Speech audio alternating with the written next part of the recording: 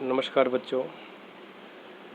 आज हमारे पास इतिहास की वर्कशीट नंबर 31 आई है, जिसका शीर्षक है यूरोप में राष्ट्रवाद का उदय। ये हमारे इतिहास का पाठ 1 है। बच्चों, वर्कशीट में आप देखेंगे सबसे ऊपर आपको एक पिक्चर दिखाई दे रही है जो थोड़ी क्लियर नहीं है, इसलिए मैंने आपको ये जो पिक्चर भेजी है ये क्लियर भी है और रंगीन भी है, तो इसको पैराग्राफ को समझने में, इस पिक्चर को समझने में ये आपको बड़ी मदद करेगी। बेटा, जो ये पिक्चर आप देख रहे हैं, ये पिक्चर एक फ्रांसीसी कलाकार थे, फ्रेडरिक सारियू, इन्होंने बनाई थी। 1848 में इसको बनाया था उन्होंने। ऐसे उन्होंने 4 चित्र बनाए थे और इन 4 चित्रों की श्रृंखला को उन्होंने नाम दिया था जनतांत्रिक और सामाजिक गणतंत्रों। अब क्यों बनाई थी ये पिक्चर? देखिए, जो कलाकार होते हैं वो अपने मन के विचारों को फोटो के द्वारा, पिक्चर के द्वारा दर्शाना चाहते हैं, तो अपने स्वतंत्रता के विचारों को उन्होंने इस पिक्चर में दर्शाया है। तो थोड़ा सा हम लोग इस पिक्चर की तरफ अगर ध्यान से देखें तो आपको दिखाई देता होगा कि इस पिक्चर में नीचे यहाँ से लेकर यहाँ पीछे लाइन तक लोग हैं, हर तरह के लोग दिखाई दे रहे हैं जो एक ही तरफ चल रहे हैं। किस तरफ? इस मूर्ति की तरफ। ठीक है, हर उम्र के बच्चे हैं, बड़े छोटे, बूढ़े, महिला, पुरुष, बच्चे, हर वर्ग के लोग हैं जो इस मूर्ति की ओर जा रहे हैं। अब बात आती है मूर्ति क्या है।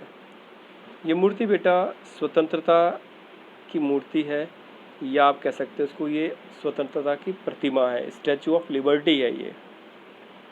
जैसे हमारे देश में जब आज़ादी की लड़ाई चल रही थी, आपने फिल्मों में देखा होगा, तो हर जगह भारत माता की बात होती थी। भारत माता एक महिला को बेड़ियों में एक बांधा हुआ था। ठीक उसी तरीके से फ्रांस के लोग भी आज़ादी को, स्वतंत्रता को एक महिला के रूप में देखते थे। तो ये मूर्ति महिला का, जो महिला की मूर्ति है, ये स्वतंत्रता की मूर्ति है। अब आप इनके हाथों में देखें तो एक हाथ में जो है आपको मशाल दिखाई दे रही होगी, ठीक है, और दूसरे हाथ में यहाँ पे थोड़ा सही से नहीं दिख रहा, दूसरे हाथ में क्या है इनके, जो मशाल है उसको ज्ञान की मशाल कहते हैं, और दूसरे हाथ में मनुष्य के अधिकारों का घोषणा पत्र है।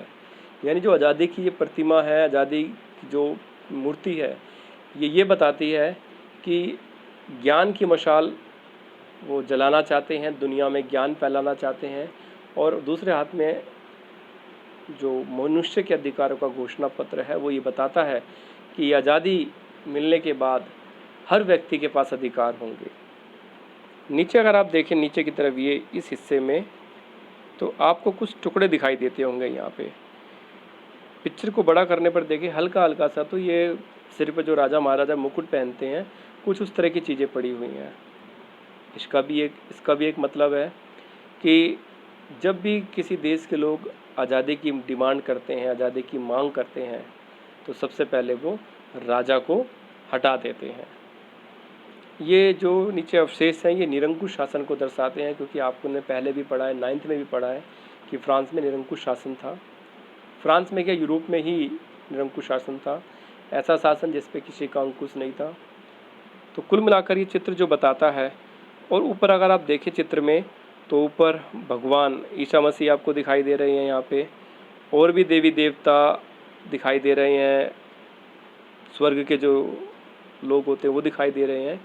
ये सब ये बताते हैं, या ये बताते हैं कि भगवान भी आशीर्वाद दे रहा था उनको, भगवान भी उनके साथ था।